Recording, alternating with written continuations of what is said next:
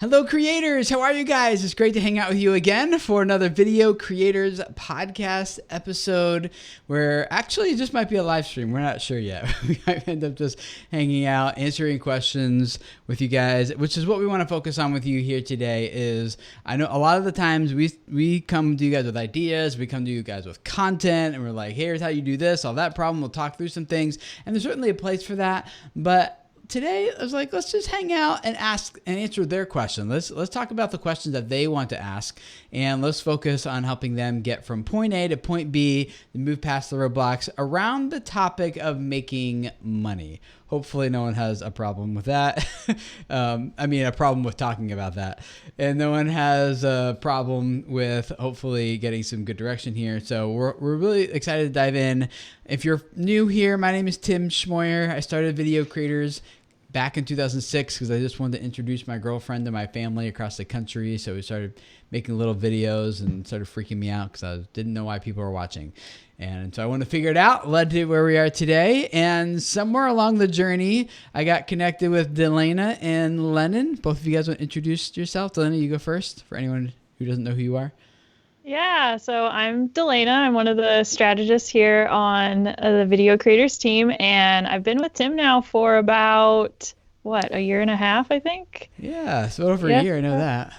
Yeah, definitely. So, I work one-on-one, similar to Lennon. I work one-on-one with our clients doing consultations, video labs, all the things, all the things that Tim does, essentially.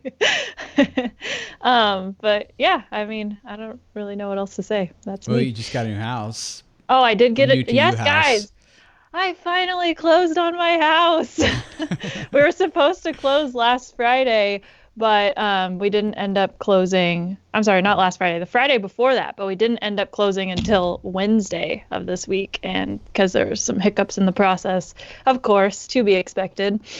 So it feels really good because it was highly stressful there for a second. So now we just get to stress over the actual house. Yeah. I saw your post on Facebook and it was like, not a lot of you guys know this, but we finally bought a house. I'm like, she hasn't been talking about this? I was like, oh, she's been talking. Like that was an exclusive Video Creators community thing. I didn't realize it really was. That this was, only that we knew about it. Yep, cool. It's true. I told you guys thanks. I told a couple of my close friends and my immediate family members. But other than that, we didn't really want to say anything until we knew for sure that everything was going to go through on this particular house that we wanted. So that's the level we're at, guys. All of us, we are all on the same level of her family members. So yeah, that's awesome. How about you, Lennon? What do you do here? I'm not sure yet. I'm trying to figure that out, but hopefully in the next few months, changing it every week. But whatever it is, I'm having a good time. And no, it's the same. Delana and I are basically counterparts. We both live in that strategy world of helping creators on different levels, teaching video labs, doing consultations. So right now we are revving up for our next video lab session, which is cool. We just wrapped one up, which went really, really great. And I see some of the folks that were in my class here in the chat, which is always fun. And then, other than that, we are just cruising right along. Also kind of front the community, our private community that we have as well. And then other than that, I'm a dad and a husband and just an all-around great bearded guy. Why is it that guys who have beards, it seems to be like a source of great pride? Is it because your beard is actually legit and not stringy and spotty? Is that why?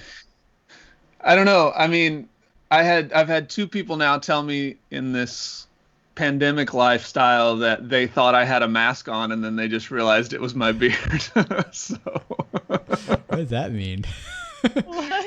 I guess if I'm just walking around and you don't you just see a side of my face, they just said, wow, you just actually have a really thick beard. I thought you had a mask on. I was like, oh, well, there you go. Because everybody's wearing their coronavirus masks and I guess the black ones are kind of all the rage. It doesn't go over your nose though.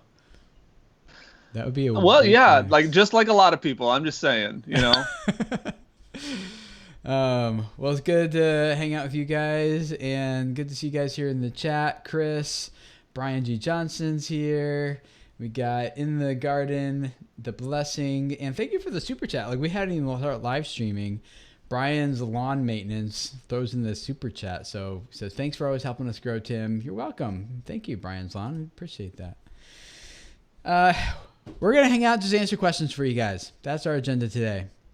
Hopefully that's okay.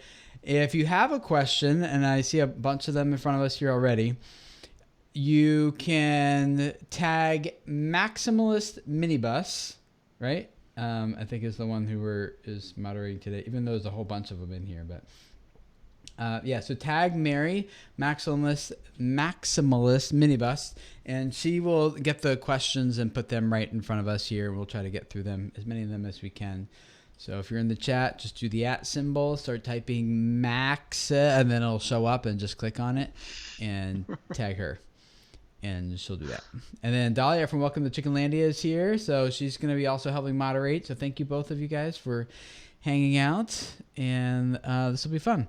So let's dive into our first question here from Ingrid Blackburn.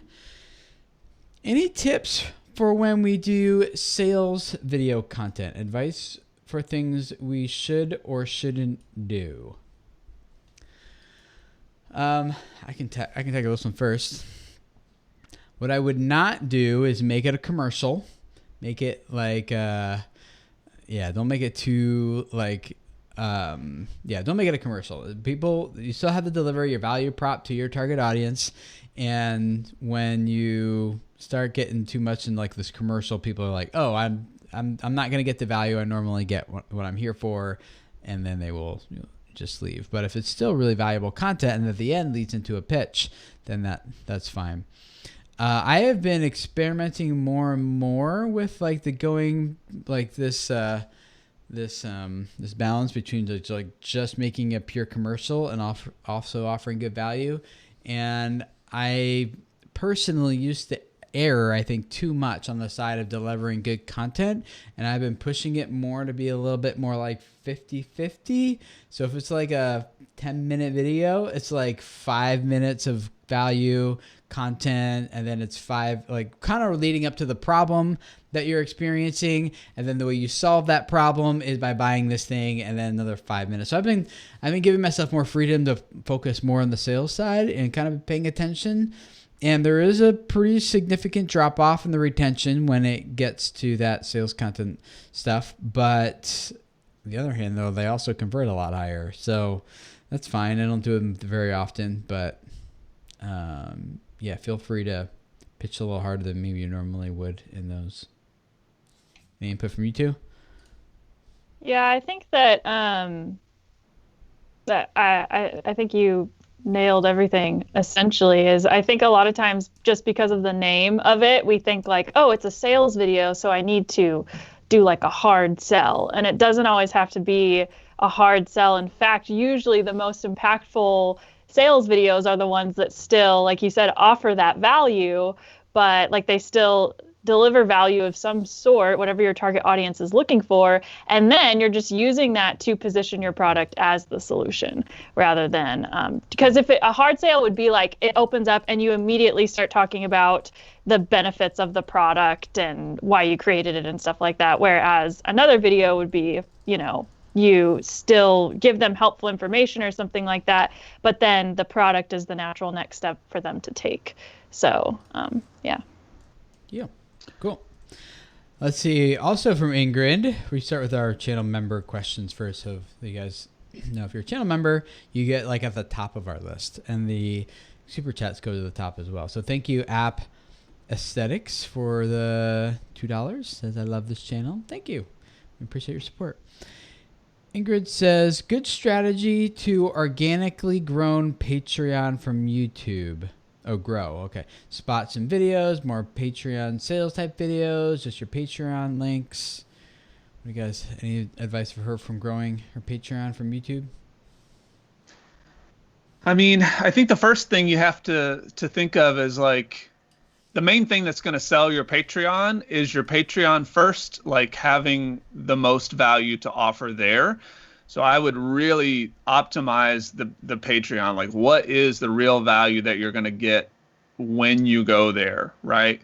I think that's really what good sales is like it's not even about trying to sell something or push something. It's about saying, like, I have this thing that is really valuable. You need it. It's your logical next step, right? And Patreon kind of can serve both sides of the line, where it is just a support system where people are like, hey, I just appreciate you and want to support. And I actually think it kind of leans more in that direction. But we also see people optimize it where it's like, I also offer this service. So you can come and utilize this as well. So just letting them know and understand, like, that you get who they are and what they're all about. And then, I would just start to integrate it into your content in a pretty seamless way. English is hard today. And so what I mean is, like, I think if you're just incorporating it, like, oh, here's a question that I got from one of my patrons. Here's something that I got, that I'm doing over on my Patreon account. Like, how can you just integrate that talk about it without selling it all the time? I think that can be a good way to start. And then, just like we were talking about with sales videos, maybe you have a new item on your list there, something that you're offering. Then you can create like a full-blown sales video that says, hey, I'm offering this thing now. Come check it out. Here's the highlights. Here's what other people are saying. Here's what's going on. I've done Patreon. I did Patreon for years, and I had a hard time with it. I think the main thing I struggled with is that my, what's the right word, default mode or whatever, is to want to sell value. And Patreon, I think the ethos is more of a I want to support you thing. So I was trying to use it to not just deliver value, but like things that people would normally associate with buying on Amazon or buying off of like a website or something. So I had a hard time with it, but I do think that it definitely has to be some value add there, like Lennon said. And then it's just keep it in the description of all your videos. And then I think if I were to go back and do it again, I would do a video promoting the Patreon stuff like once a month or every 2 weeks, depending on what your rhythm is, and do like a normal sales video for that. Like good value. And then here's a problem you have or a struggle you have, and we can help you solve that over here on Patreon. So giving it more of a reason. You'll get a lot of the people who just like, oh, I wanted to support you anyway, but now I get that. Like, I think when I read last, it was a few years ago, a lot of people on Patreon were like, they already made up in their mind before they went to Patreon how much they wanted to support this creator by, and then they just look and see whatever perks they get, as opposed to the way I normally think is like, what perks am I going to get for what level? I think this is what I want, I'll support here. So it's not like they're purchasing. It's more like, I want to support them. I'll give them $5 a month. What do I get for $5 a month? Okay, let's do that. So, yeah, I often concern myself that like Patreon is sometimes just easier than trying to make, like, if you're thinking, should I do Patreon or should I make a product?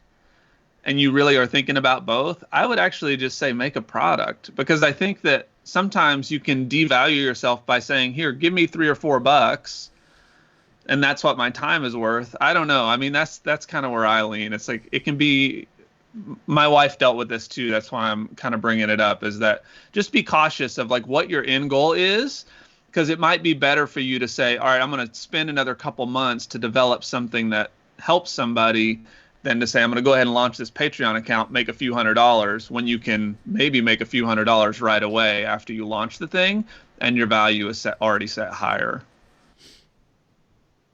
Cool. Harley. Hey, Harley. Good to see you again. Do you have any good strategies / suggestions to figure out if a product idea has any demand in the marketplace before investing time developing it? I did this with 30 Days to a Better YouTube channel prior to like putting a lot of work into that.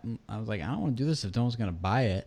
So I did a crowdfunding campaign and pre-sold it basically. And I was like, if I reach this amount of money pre-selling it, then I'll know I'm onto something here and that it's worth the time to go ahead and make it. So that's actually how that product first got started many years ago. It's been updated several times. In fact, we just finished a really big overhaul a few months to it. So But yeah, so we could try crowdfunding or pre-selling and seeing how it works. Like a lot of people try to create something and then sell it, and then like, it's not selling. But instead, figure out the selling part first, and then if it sells, make the product. That's one idea. Yeah, so I'm doing this right now for my own audience, and one thing I did is created just a quick, like 5-day sort of mini course, and offered it for free to see if people bought. And I thought this will be the basic level of what like a full course might be. And I had a number of people sign up and so then that pushed me to say, okay, well now I'm going to go ahead and build out the bigger course. And I was up front with them from the beginning and said, like, the plan here is that this is the basics. This is going to get the ideas going, and then we're going to get into the bigger course if you choose to continue to work.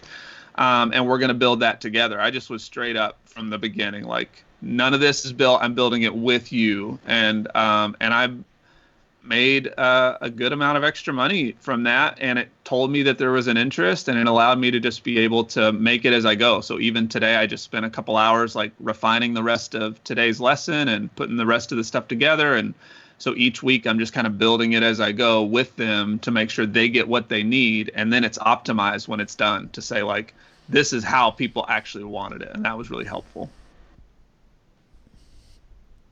Cool.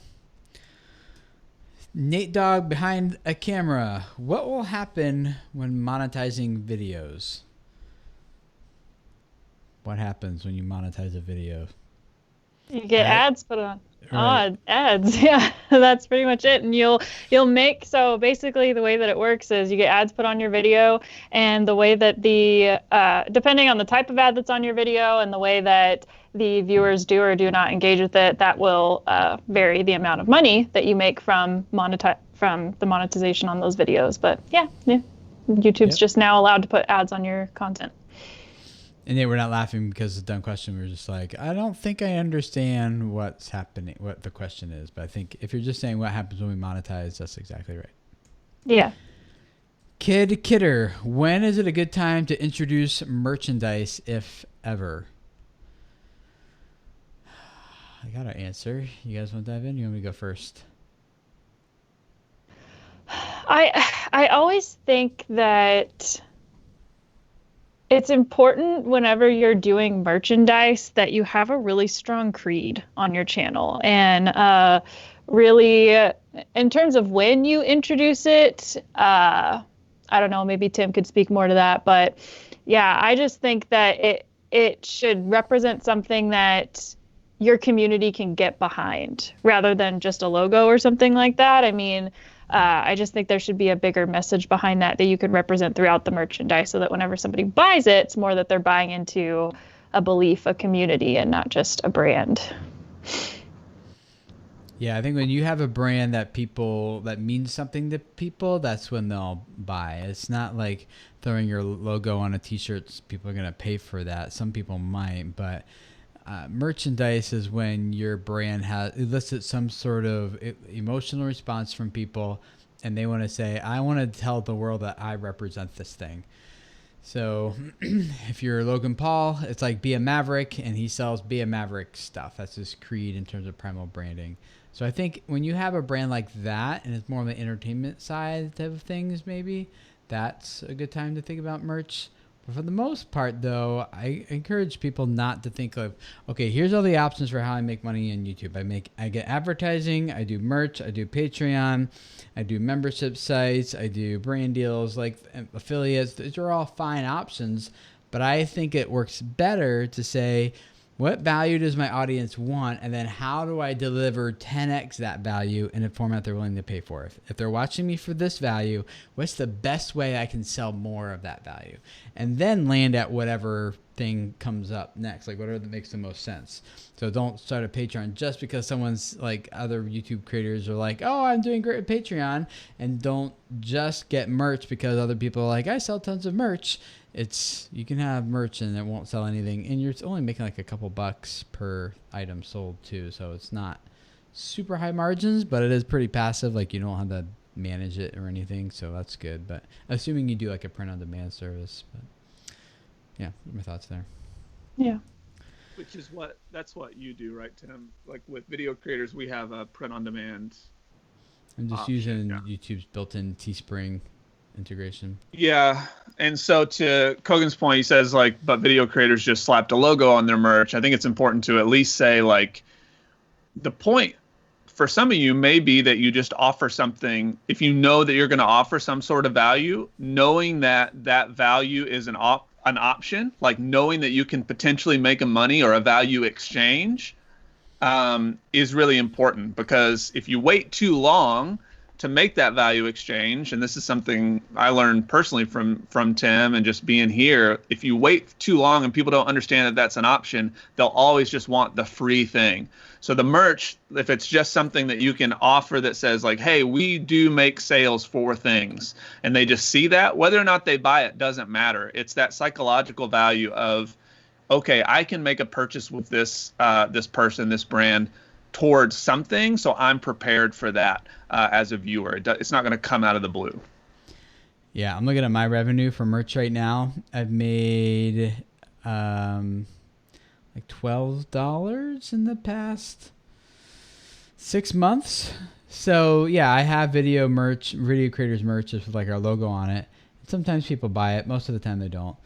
I'm glad I'm not banking my business model on it. It's not going that well. And that's because like I don't have an apparel channel. Like none of you guys are here because you want to buy a t-shirt, but you'd be way more likely to buy a course from us or do a one-on-one consultation or something like that. That's a better way of how we can deliver 10x the value that you get here.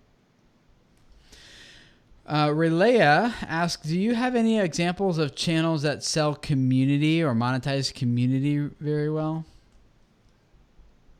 Anything come to mind for you guys? Well, Logan Paul, you mentioned. The whole... Yeah, I'm not familiar with his community stuff. My impression they're talking like membership websites but yes, you're right. Like one way to monetize community is like the merch. It's the people who feel like they're a part of this thing and they want to buy things that represent them and represent that creed. That's for sure one way. I guess I was thinking like community in terms of like Facebook groups or online community stuff. Yeah, that's a tough one for me, because most of the people that I know of, they've paired the community with something else. There's like an extra value in addition to the community, right? So what may be a better fit and may be more valuable for you up front, and I'm not sure, like based on your audience, would be to say, you know, can you sell access to you in some way directly, so they feel like they can connect deeper with you? Maybe you offer some sort of knowledge, you have something that you can give them, and that's a higher value item. And then once you get like a core group, you could start to put together a community that's maybe based around something else, right? Based around that belief system or that creed that we talk about so often. Because I think people they come for the content, they come for the thing they want, which if you're the leader of your channel, it's going to be you in some way or what you give, right? And then they stay for the community. The community is not necessarily going to be the primary thing, I don't think. I think it's kind of secondary usually to something else. I don't know if that's fully accurate, but that's usually the way I see it. Yeah, it's you could sell a community, like we sell community after an upsell to 30 days to a better YouTube channel. And so for us, it looks like you want this course, but now you want to go through it with other people and ask questions and interact. Then those people will upsell into our community where they can interact with us, have access to us, get weekly challenges to do on their channel and case studies and feedback, and I don't know. That's Lennon's apartment. Tons of stuff happening there. So it's kind of like it's an add-on to the value that they already wanted, which is I wanted to learn this stuff, but yeah, I'd love to get feedback and ideas and continue to learn on a more ongoing basis than just get access to this coursework. So we do it. I don't know if any other examples. I'm kind of drawing a blank on. There's tons of like membership website stuff. I know a lot of people do Patreon really well. I think Peter Hollins does Patreon really well. It's been a long time. I'm not up to date on my Patreon list of people. who are doing that really well. What's the one comic guy? He's doing it well. What's his name? Amy Landino does her. She has her own little community where she does live streams with them every week, and she calls them the Shine Squad. And it's all the people. And she's another great example of someone who, gets people behind her in wrapping her brand around a belief of, go after the life you want. And now she even started a whole website called GATLU, which is hyphenate acronym, whatever, of go after the life you want. And so now she's building like this whole empire community based off of this thing that people want. They want to go after the life that they want, whatever that is, whether that's being a stay-at-home mom, whether it's building a multi-million-dollar company, like whatever it is. I think that she's somebody who has built her community so well because it's so different. They're not like buying a specific product. They're like buying so that they can spend more time with her to help them go after the life that they want. So I think she does that really well. If you want to check out somebody who has done it. Yeah. I think two other good examples of it would be familyteams.com. Like they have a lot of content, but they're like, if you want to interact and do these private live streams and get these extra bonuses in terms of PDFs every week that you can work through with your family and stuff, like they sell a lot of that inside a membership community. So familyteams.com, as well as Justin Rhodes, who's like a home agriculture, permaculture type of guy. And he's got a membership site that I am in the Family Teams one. I'm not in Justin Rhodes, but I've seen it come up a few times. And so he does something similar with that too. So might be able to see some good examples there. Relea, hopefully that helps.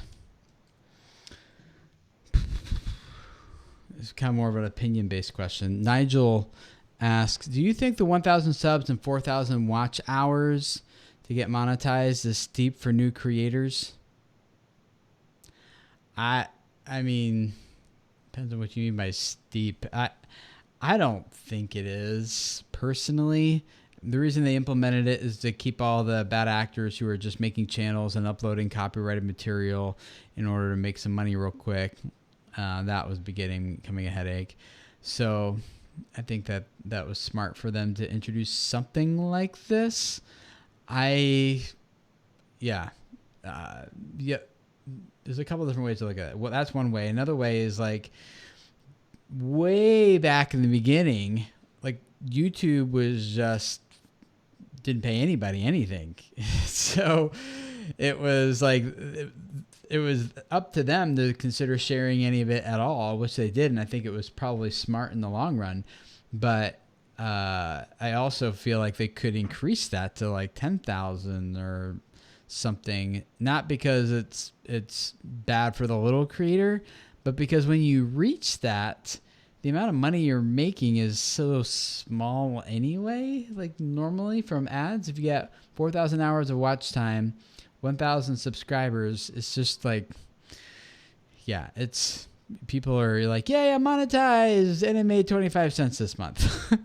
So, and you got to reach a minimum of $100 before you get a payout. So I still do remember my very first AdSense payout. It took me, I don't know, like 6 or 8 months to reach that $100 minimum. And so I don't think it's too steep. I would agree. Yeah.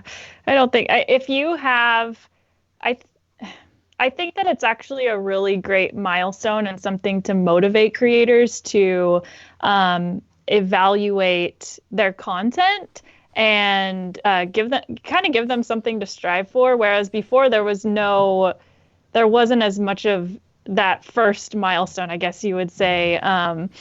And it was all just kind of gray until you hit your first 10,000 or 100,000 or something like that. So I think it's actually really cool because it causes creators to kind of, okay, what am I trying to offer here? Because whenever you start gaining subscribers, it's evidence that you're connecting with somebody on a deeper level, and you're helping them move forward in whatever they want, even if it's just a community element, and they just feel less alone or something like that. But it really does. I don't think it's too steep at all. It's not a hard milestone to reach, for sure. Can be, depending on, where you are and how, what am I trying to say? How hard it is for you to clarify what you're trying to offer on your channel. But once you have it clear, then it's not a hard milestone to reach. Yeah, it's one of those things. It'll take you like a long time to reach 1K, and then it takes you half the time to reach, after that, reach 10K. And then after that, like you tend to gain momentum, not because the algorithm cares about your sub count or anything, but because you're getting better at delivering the value you want to the people you want to communicate it to. Yeah. So, the other part of that, I was just thinking, it was kind of a little off topic, but the more, I don't want to get off topic. Let's stay on topic. Never mind. My filter kicked in and it was just too late. I'm dragging here today. Karen, thank you for the super chat. I appreciate that. And you being a part of the community here. And App Aesthetics, welcome to being a new member of the channel. Looking forward to seeing you around more with our community only posts and things like that. So welcome. Tech with Brett. Hey Brett. What is one money-making strategy you tried on YouTube that you were absolutely surprised by the results? Ooh, that's a fun question. I don't have an answer, but I have an answer, but I don't know if people want to hear it. Okay, so I'm so tired, guys. Like all the weekend, my arms are sore, my legs are sore. We finished building the chicken coop, got it moved over, and unloaded the chickens in it. And we cut down a tree, chopped that up. So I am dragging. I think that just another Sabbath, huh, Tim? Well, that was Sunday. Yeah, Saturday was our rest just day. Another Sabbath. Yeah, Saturday was great, but yesterday, oh. Okay, so our I'll say a few things that come to mind. Let's just do #NoFilter here. Oh no. Menon's like, I'm out.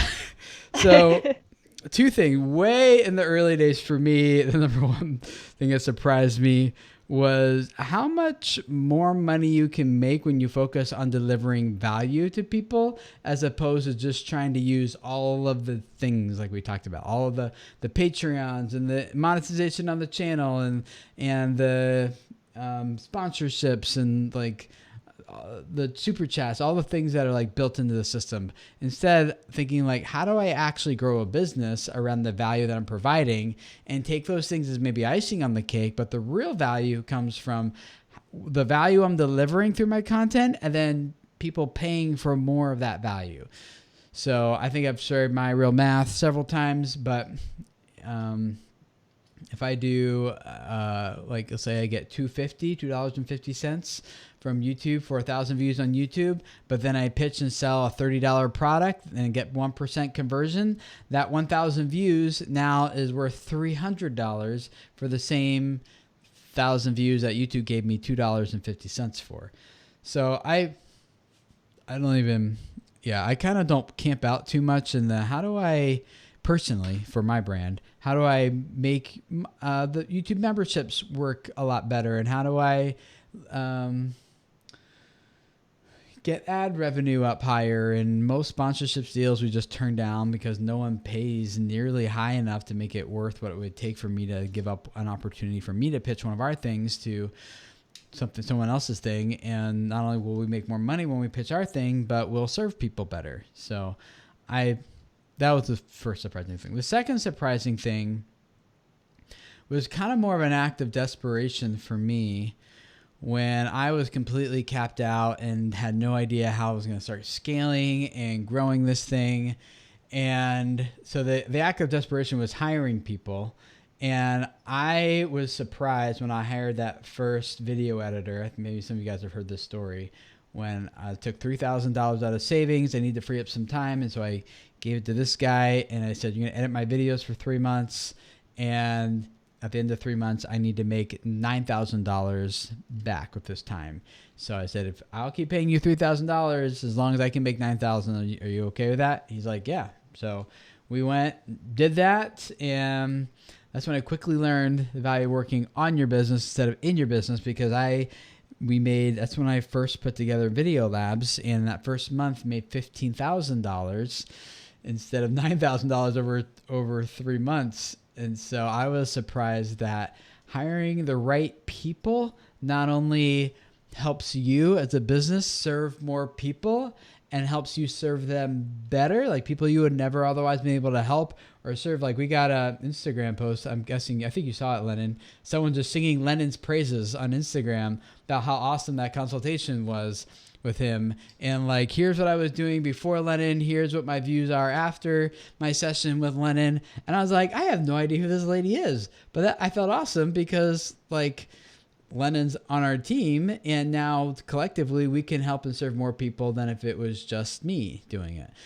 And now Lennon's family and Delena's family and other people on my team, like their families are being provided for, and our family is being provided for. So I feel like it's just like when you start growing a team, I feel like it's a win-win-win situation. The customer wins, you win as a business owner, the people who are working in your team win. Hopefully they would both agree.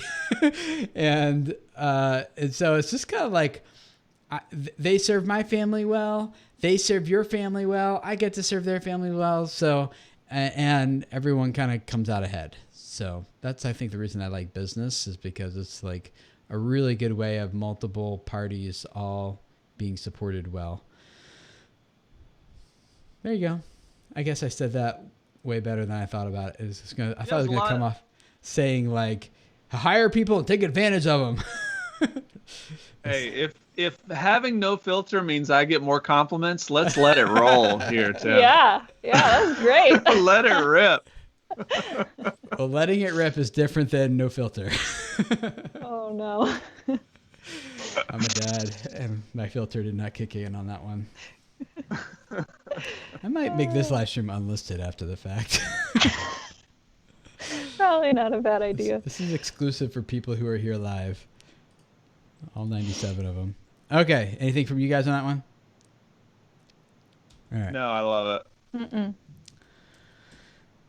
it. Should we remove videos? This is from Karen Tamir. Should we remove videos, recent ones or older, that are performing poorly compared to other videos on my channel because they affect the monetization of good videos? They don't affect the monetization. They don't affect anything. No one's watching them. There's no impact on your channel, so you can just leave them. If you're embarrassed by them, you could take them down, but don't take them down for a financial reason. Take them down more for like a branding reason. Like, I would just feel really bad if people saw this now or something. But I have left all mine up for whatever it's worth. I have deleted videos, but they've been like temporary videos or videos that I got something extremely wrong in them. So it was more of like, oh, wow, this information is no longer helpful. It's actually misleading. Things of YouTube have changed since 2017. So let's take that video down. But that's the reason why I would do it.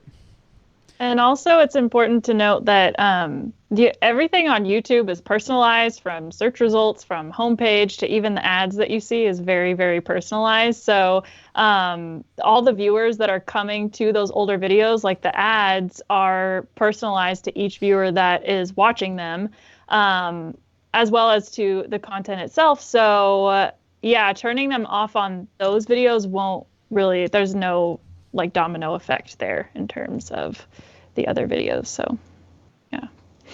Cool. Awesomology 101. Is the YouTube tip jar worth it? I see it once in a while. And before we answer this question, I'll let one of you guys answer it.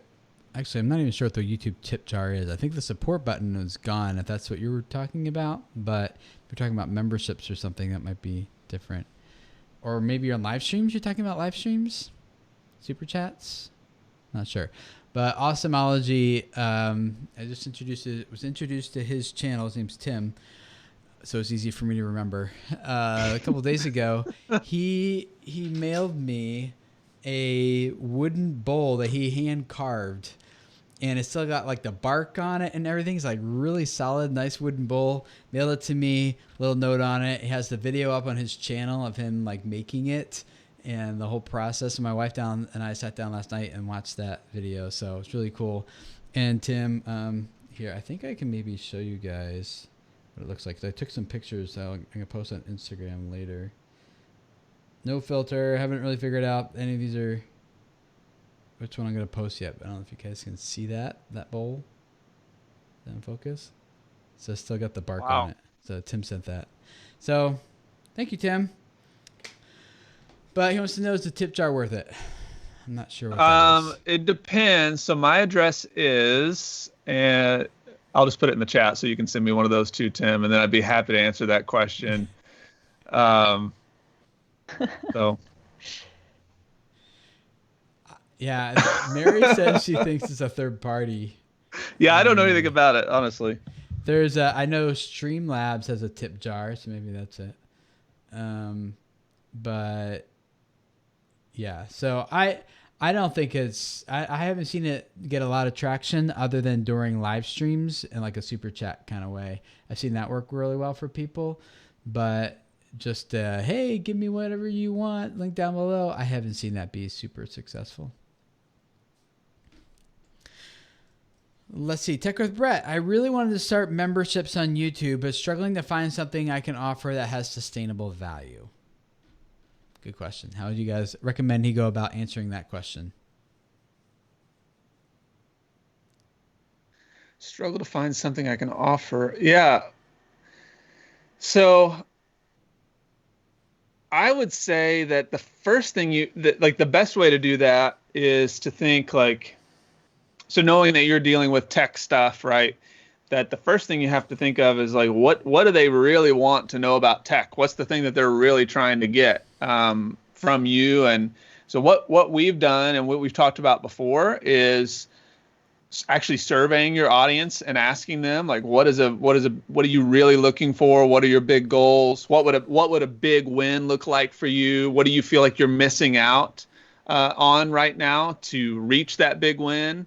And if you can figure out what those are, then you can start to say, okay, I can now design this membership or this thing kind of around giving that value to them. So you may just need to survey your audience and see what it is that you could offer that would be high value. I think that's a great place to start since you already have an audience in front of you.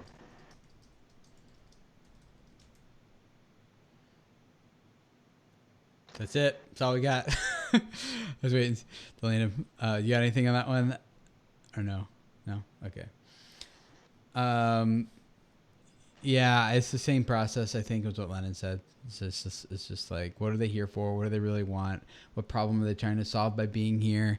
And then how do I help solve that problem more for them? And maybe memberships isn't the right thing for you. Maybe it's, don't think platform or like product first. Think value first, and then let that determine what your product and is and how you deliver it. So you might be like, this is perfect for those people, but memberships is not the best avenue for delivering that. Then don't do it. So Modern Day Tech, hey Eric, says that he thinks Tom mentioned that they have a tip jar feature coming and that it's in beta right now. So I find that interesting because they used to have a tip jar years ago and they took it away because no one used it. So interesting. Maybe they're bringing it back in a different way, or maybe the culture has changed on the internet and now people are more likely to use it now. I don't know. Let's see. Another question regarding memberships. Karen Tamir, regarding memberships, I recently started that, but find people have a hard time signing up as they want everything for free. Any advice? Well, I would say that the reason they're not paying is probably not because they want it for free. Of course, everyone wants something for free. But I have learned with you guys that when I give stuff away for free, it often doesn't help you at all. I don't do free sessions anymore. I very rarely give away free courses because when I do, the people who Like if it's free, like it doesn't hurt. It doesn't have any, you haven't invested anything into it. It's got to hurt your wallet a little bit for you to actually get into a session or get into a course and then because then when you pay $2,500 to go through Video Labs with me, you are far more invested in the process and thus get more and better results at the end than if I said, here's all the information for free. And we've already told you guys here, like we give away a lot of our best information for free in our videos and our podcasts and consultations and things, but we give it away in our free mediums. Like most of you guys just don't take it and do it. Like you kind of listen, you learn some things, you're like, oh, that was helpful, but you don't actually do it. So I don't think the pricing is the problem. I think if they're saying, hey, I want this for free, and that's why I'm not buying it, then I think what really happening is you're either not doing a good job at pitching the actual value, or it's not something they actually want. Like it's not actually going to solve a problem for them. It's going to solve a problem for them in a very real way. Then that pain of that problem would be enough to spark them parting with some money for it. It could just be the way you're asking to. It could be like the pitch. It could be like, hey guys, give me some of your money. Here, I would give you this. Here's a YouTube video I did. I normally would publish it for free, but this one I'm deciding to put behind a paywall. People are like, what? Now you're just trying to get money. You're not trying to offer a value, any additional value. Like there's no additional value in this thing versus a free video. So it might be in the presentation, might be in the sale, might be in the product itself. But I don't think the problem is that people don't sign up because they want it all to be free. You know, thoughts on that? They have to feel like you have, just on top of what you said about the way that you're talking about it, the audience really has to feel like you have their best interest at heart and you really know exactly what they're dealing with and how your product or service or whatever is going to help to satisfy and help them get over that hump of whatever they're facing, you know. But I do also want to emphasize the point of like the pain has to be big enough. You know, the pain has to be big enough for you to, for them to want to invest in it. So if the pain, doesn't matter how you talk about it, if the pain itself is not big enough, then maybe you need to spend some time diving a little bit deeper into your audience's pain and what they are ultimately after, you know. And if you've talked a lot about the pain, but you haven't talked a lot about, maybe you haven't, you know, represented to your audience, like I'm going to use Amy Landino again for an example. She's all about going after the life that you want, you know, whatever you design and whatever you want out of your life. And she equips you with the tools that you need. And so it's for people who feel really stuck in their lives and really like, I'm working a 9-to-5 job and I just want to feel like I have control over my time and my money. So she does a really good job of encompassing the pain and encompassing the solution and giving you the tools that you need. And so it's easier for people to buy into that because she feels that her viewers feel that she knows them so well. And that's just immensely valuable. So it may just take a little bit of time diving deeper into what your audience really wants, or it could be rephrasing how you're representing it, or both. From a community or like a membership standpoint, what people are looking for often are the transformation. Like where are they now and where are they going to be after they go through your thing? And a lot of times what's missing in those in a membership site is not a clear depiction of like, here's the roadmap. So can you actually lay out a roadmap for them that says, okay, over the next 12 months or whatever amount of time, we're going to start here and we're going to go through this and this and this and this. And this is the journey that we're going to go on together. I'm leading you from point A to point B. And I think that, you know, that this is a lot of research that we did, even thinking about our community. And I think we're even still trying to refine this, is that in membership sites and things like that, they want to feel like they're headed somewhere, and that each month can also be a journey in and of itself. And so, you know, think about that. Also, it's really about the community. So if you're trying to get people in there, you know, real value is in connection also. And so make sure you're being cautious of having people share their experiences and not their advice. So sharing their stories, like because what we know is that when you just tell somebody this is what you need to do, that shuts down the conversation. You want more conversations. You want more things that offer people to continue to communicate. And memberships are all about that. You really want to be pushing that community and that style of transformation. Yep. I like the way, regarding the money, the way Eric, Modern Day Tech, said, I lost it already, or was it? He said that basically if I spend $300 for a pair of sunglasses, I hold on, I keep them forever. But if I spend $20 for a pair of sunglasses, I've lost them in like a week. So. Yep. Yeah. Yeah, and it's a time thing too. Sometimes, like, I think about this often that, I spent way more money than I should have in the beginning of learning a lot of things. I was in a very similar thing of like, I can get all this information for free. And what took me 5-6 years to make a certain amount of money, I then doubled it in 2, just by getting more knowledge and understanding how I can start to build things around, make more connections, make different connections. So, I think that when you start to change your circle changes. I think that's really, really important too. Cool. Ron Henry, how do you feel about affiliate programs like Amazon's? They're fine. I don't have anything for them or against them either way. Just, anyone have any thoughts? Everyone? I think it can be good if you're trying to.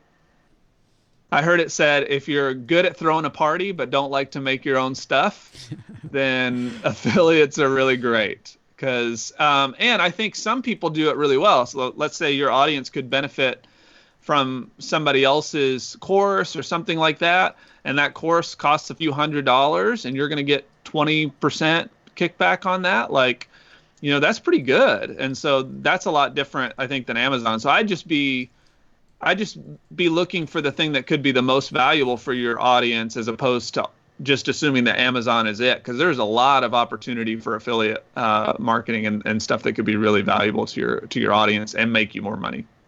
Yep. Cool. Well, if you guys have other questions, we're done. It's too late. I was going to say comment below, but we're not. There's no comments below. They're going to be gone. So, yeah, but thank you to Dahlia from Welcome to Chickenlandia for moderating, and to Mary for getting these questions in front of us. You guys have a lot of good ones. And next week, we're going to have a treat for you guys. We're going to have a conversation with a friend of mine, a little interview here. So you guys are going to get access to him talking about websites and ranking websites. So if you've got a website you want to that complements your YouTube channel, or you need to get website traffic up in order to grow a warm list for advertising and ads, or you are trying to build your own platform outside of YouTube as well, he's gonna be here to talk about it. And I'm selfishly looking forward to that call, because I know there's a lot I should be doing and just am not doing. So we'll learn together next week from him. It'll be fun to hang out with you guys. So thank you again for hanging out. I'm going to go take a nap, and I'll see you guys again next week. Bye.